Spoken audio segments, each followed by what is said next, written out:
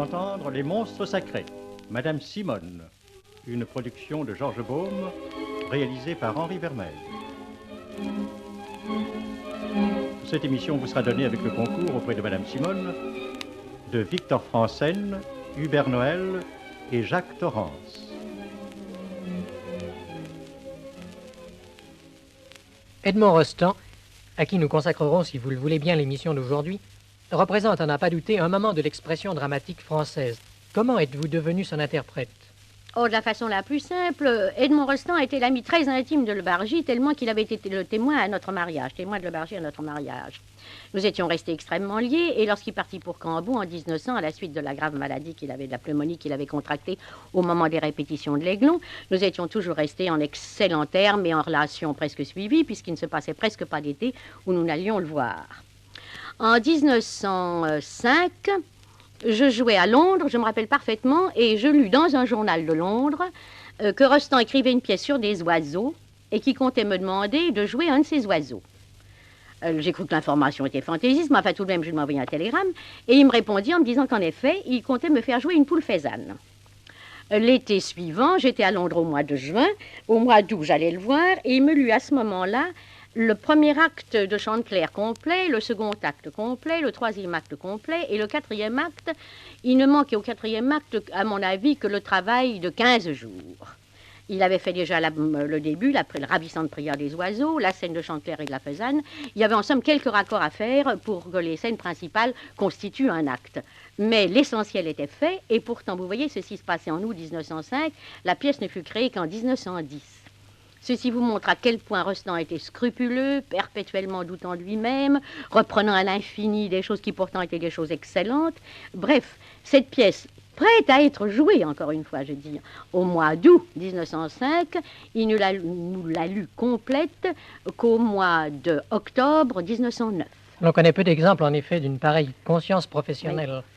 Oui. Quelle place, selon vous, revient à Rostand dans le panorama du théâtre contemporain? Ah, une place immense. C'était un auteur dramatique de génie. On a quelquefois contesté son don de versificateur ou de poète, et là encore, à mon avis, d'une manière extrêmement injuste, car il y a, et dans Cyrano, et dans les romanesques, et surtout dans Chanteclair et dans l'Aiglon, des morceaux lyriques d'une beauté incomparable. Mais son génie dramatique est certainement celui qui domine de loin toute la période dans laquelle il a donné ses pièces, et pendant longtemps encore, on ne retrouvera pas un homme ayant un pareil don, je dirais même du coup de théâtre à l'intérieur même de la réplique. Nous pourrions vous en citer, en trouver maintes exemples. Et alors l'agencement des pièces, l'agencement des romanesques, l'agencement même de la princesse lointaine, qui est pourtant la moins dramatique de ses pièces, l'agencement de Cyrano demeure absolument miraculeux. Il n'y a pas de perfection plus grande, on ne peut pas atteindre à une perfection dramatique plus grande et à une invention dramatique plus grande. Pièces qui toutes ont été d'ailleurs de grands succès publics. D'immenses succès et de très grands succès de lecture aussi.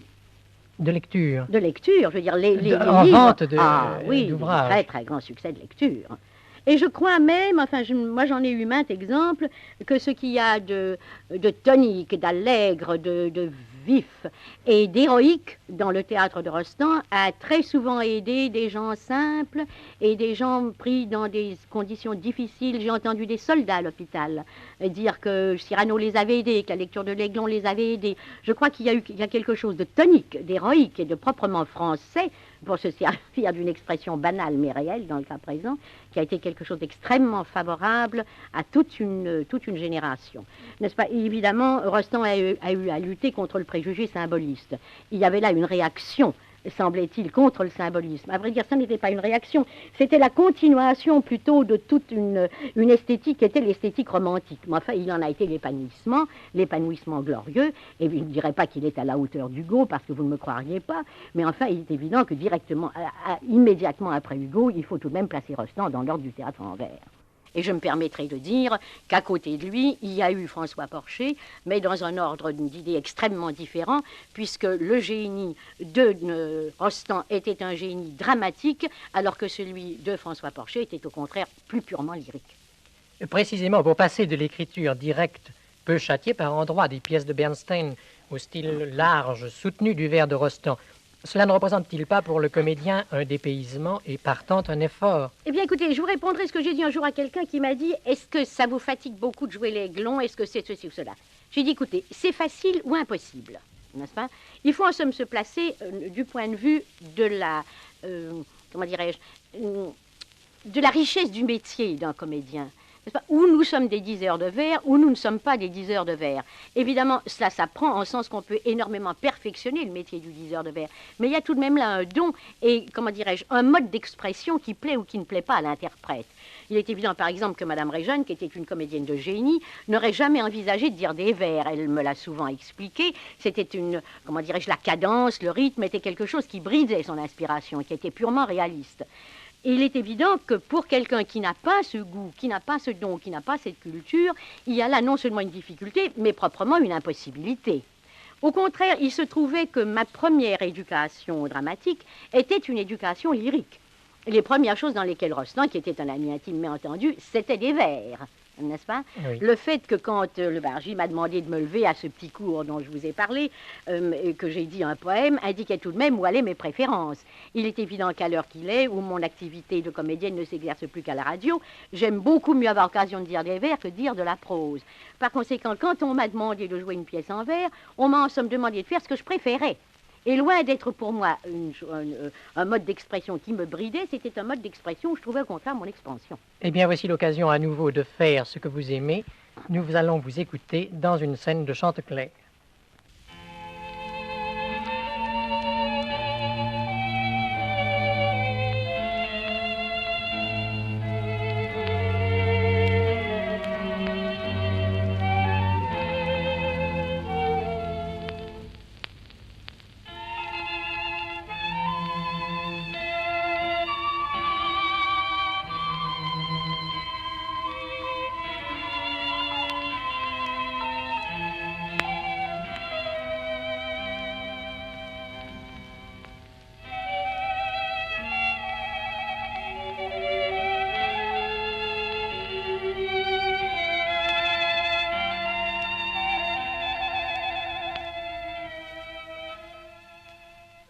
Il est loin? Très loin. Sortez, madame. Eh bien, révolté, affranchi, oui, comme a dit ce chien. Mais de très grande race et fière autant que franche, et faisane des bois. Fichtre, elle a de la branche. J'habite la forêt où braconne... Ce fou qui voulait enchasser du plomb dans un bijou. Sous le feuillage épais que le soleil transperce, je vis. Mais c'est d'ailleurs que je viens. D'où de Perse, de Chine, on ne sait pas, mais on peut être sûr que j'étais faite pour chatoyer dans l'azur parmi les tuyaux à verre gonflés de sang d'arac et non pour fuir sous des ronciers devant un braque. Suis-je l'ancien phénix ou la poule kinky? D'où fus-je rapporté et comment et par qui? La fable tergiverse et m'offre un choix splendide. C'est pourquoi je choisis d'être né en Colchide, d'où j'ai dû revenir sur le point de Jason. Je suis en or. C'est moi peut-être la toison. Qui, vous? Moi, le faisan. La faisane. Ma race. Car je la représente, ayant pris la cuirasse de pourpre. Oui, ce destin que longtemps je subis, d'être une feuille morte à côté d'un rubis, m'ayant un jour semblé décidément trop pâle, j'ai volé son plumage éblouissant au mal, et j'ai bien fait, car je le porte mieux que lui. La palatine d'or sur moi se gonfle, et lui, j'ai donné plus de grâce à la verte épaulette, et d'un simple uniforme ai fait une toilette. Mais c'est qu'elle est étourdissante. Sapristi ne peut pourtant pas aimer un travesti. Il faut absolument prévenir la pintade qu'il passe à Noisseau d'Or. Elle en sera malade. Elle va l'inviter. Je m'en vais faire un tour. Vous venez d'Orient, alors? Comme le jour? Ma vie est le désordre amusant d'un poème. Si je vins d'Orient, ce fut par la bohème. Bohémienne. Avez-vous remarqué ces deux tons? Il n'y a que l'aurore et moi qui les portons. Princesse des sous-bois et reine des clairières, j'ai le jaune chignon qu'ont les aventurières. Nostalgique, j'ai pris pour palais palpitant les iris desséchés qui bordent les étangs. J'adore la forêt. Et lorsque septembre râle, elle sent le bois mort. C'est une cérébrale. Folle comme une branche un jour de sirocco, je m'agite, je vibre et je m'énerve.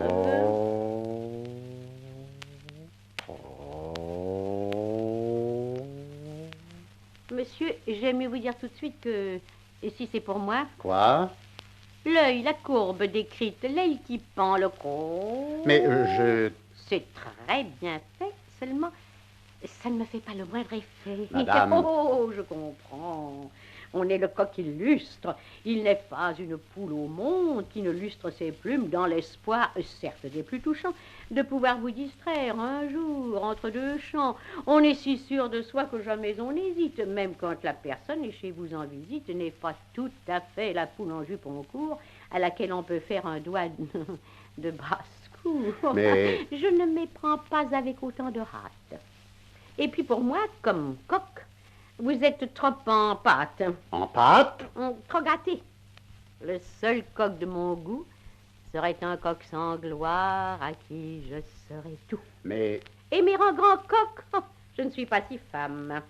nous pouvons au moins nous promener, madame. Oui, comme deux amis, 2 amis, deux poulets. très vieux. Ah non, pas vieux, très laid. Ah non, pas laid. Voulez-vous visiter la cour? Prenez mon aile. Voyons, Ça, c'est affreux.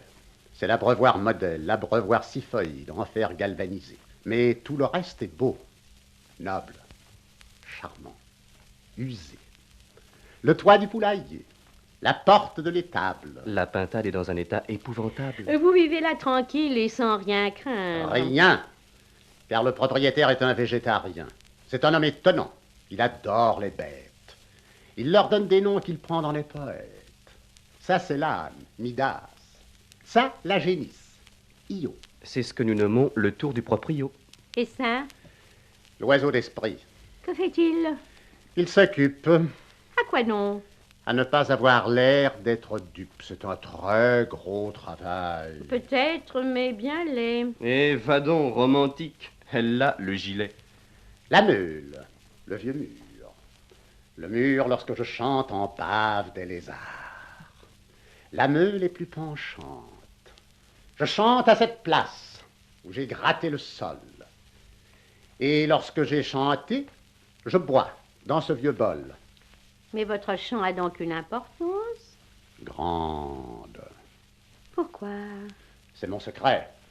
Si je vous le demande. Mes amis, les fagots. Voler dans ma forêt. C'est donc vrai ce qu'on dit, vous avez un secret. Oui, madame. Je sens que l'insistance est vaine. Et d'ici, vous verrez le reste du domaine, jusqu'au potager, où l'on traîne le soir un serpent qui finit en pomme d'arrosoir. Comment c'est tout? C'est tout. Alors tu t'imagines que le monde a pour borne un carré d'aubergines? Non. Tu ne rêves pas des horizons plus grands quand passe un vol triangulaire des migrants? Non. Mais tous ces objets sont pauvres et moroses. Moi, je n'en reviens pas du luxe de ces choses. Tout est toujours pareil pourtant. Rien n'est pareil jamais sous le soleil, à cause du soleil. Car elle change tout. Elle qui... La lumière. Mais ce géranium planté par la fermière n'a pas 2 fois le même rouge. Et ce sabot, ce vieux sabot crachant de la paille, est-ce beau? Et le peigne de bois pendu parmi les blouses qui garde entre ses dents les cheveux des pelouses. La vieille fourche en pénitence dans un coin, mais qui, dormant debout, fait des rêves de foin. Les quilles au corset sanglé, ces belles filles dont Patou, mal reçu, dérange les quadrilles. L'énorme boule en bois, vermoulue à demi, sur laquelle toujours voyage une fourmi qui fait, avec l'orgueil des parcoureurs de monde, son petit tour de boule en 80 secondes. Aucun de ces objets n'est pareil 2 instants. Et quant à moi, madame, il y a bien longtemps qu'un râteau dans un coin, une fleur dans un vase, m'ont fait tomber dans une inguérissable extase, et que j'ai contracté devant un liseron cet émerveillement dont mon œil reste rond. On sent que vous avez une âme. Mais une âme se forme donc loin de la vie et de son drame, derrière un mur de ferme où sommeille un matou. Quand on sait regarder et souffrir, on sait tout. Dans une mort d'insecte, on voit tous les désastres. Un rond d'azur suffit pour voir passer les astres. Venons-en, après cette scène de Chanteclair que vous venez nous donner, à l'Aiglon. Plusieurs des interprètes de l'Aiglon, et c'est votre cas comme ce fut celui de Sarah Bernard, ont été des travestis. En quoi, selon vous, tient cette gageure? Ah, mais à une chose extrêmement simple. Rostand disait toujours, j'ai écrit le rôle en voix de femme. N'est-ce pas? En somme, il s'exprimait comme un compositeur qui a écrit un rôle pour un ténor ou pour un baryton. Et il n'avait jamais imaginé que son rôle serait joué un jour par un homme. Eh bien, voulez-vous nous parler de cette générale de l'Aiglon qui fut, je crois bien, une manière d'apothéose? Ah oui, ce fut un triomphe extraordinaire. Madame Sarah Bernard, d'ailleurs, je me rappellerai toujours cette répétition générale, avait joué le premier acte d'une façon éblouissante. Enfin, il n'y a pas de mots pour dire ce que c'était, la façon dont elle a pris le départ, dont elle a pris la course. D'abord, cette entrée mélancolique, extraordinairement romanesque. Et puis alors, au moment, vous savez, où s'attaque la scène des professeurs d'histoire, alors là, le cheval de race, enfin, quelque chose, une rapidité, une promptitude, un éclat, c'était quelque chose d'éblouissant. Et je me rappelle que Guitry, ce soir-là, était malade. Il n'avait la voix prise. On avait été obligé de faire je ne sais quel saupoudrage des cordes, quel gargarisme avec du vin et de la cannelle. Tout le monde était très inquiet. Et ce fut absolument admirable. Une représentation comme on n'en voit plus. Quelque chose d'absolument merveilleux. Je ne sais pas, mettons 25 rappels à la fin. Et Rostand, je me rappelle qu'il était très malade, qu'il commençait cette pneumonie, car le lendemain, il s'est alité avec 42 fièvres, ne voulait pas venir saluer. Et finalement, ce sont les machinistes, c'était extraordinairement touchant, ce sont les machinistes qui l'ont entouré, 20 machinistes qui l'ont traîné sur le théâtre. Oh, il a été acclamé, il n'est pas besoin de vous le dire.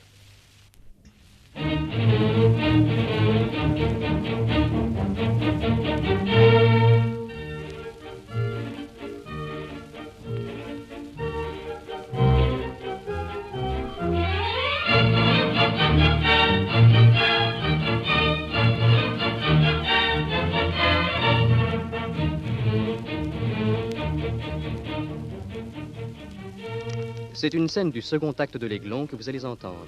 L'archiduchesse, amie du duc de Reichstadt, lui ayant arraché la promesse de ne pas tenter de s'enfuir sans en avoir parlé à son grand-père le vieil empereur, lui annonce comme récompense la venue de son grand ami Prokèche, dont on l'avait injustement privé. Elle frappe 3 fois le parquet de son ombrelle et Prokèche paraît.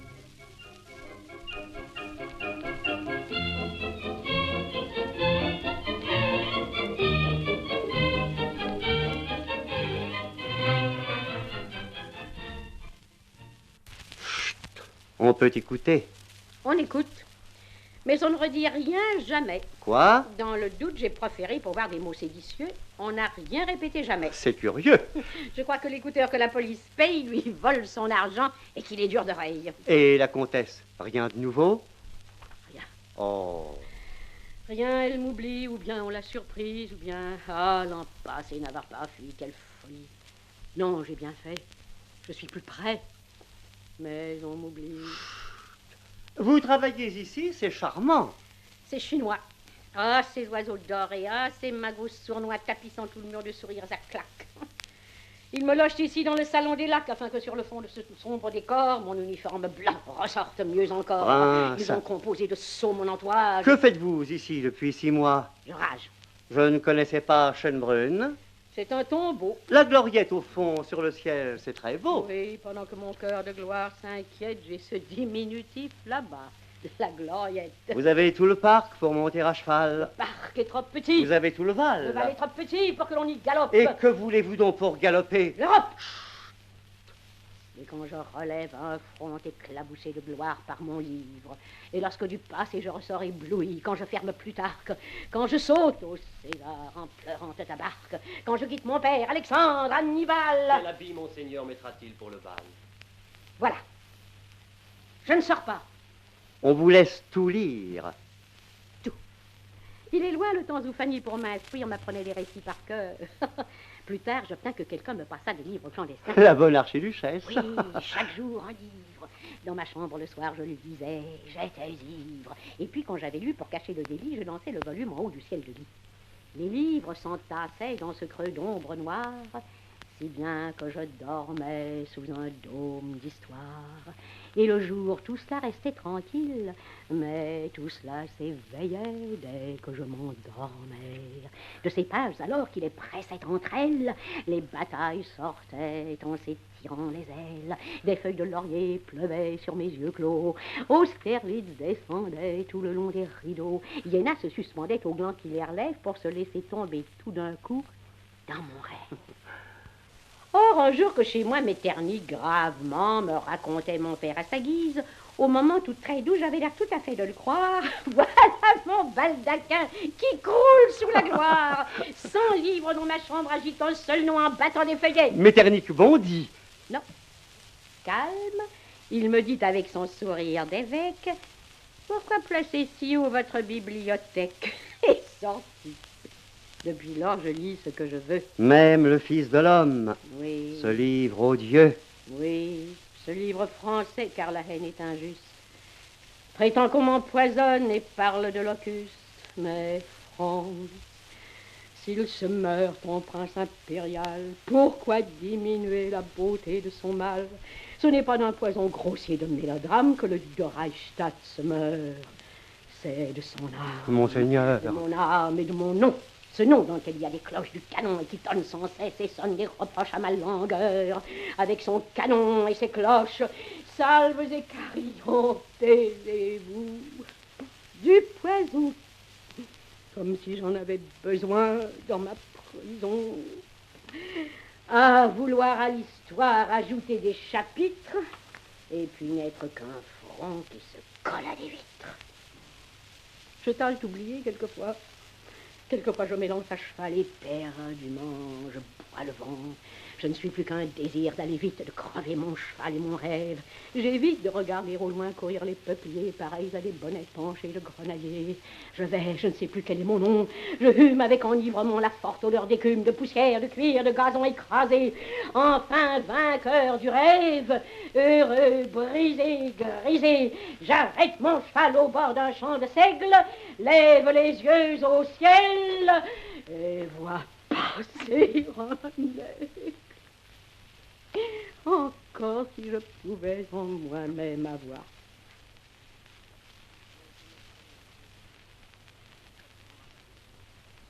Prince. Répondez-moi, dois-je me dédaigner? Parlez-moi franchement, que suis-je pour régner?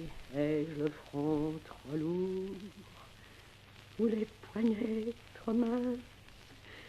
Que pensez-vous de moi? Prince, si tous les princes connaissaient ces tourments, ces doutes, ces effrois, il n'y aurait jamais que d'admirables rois.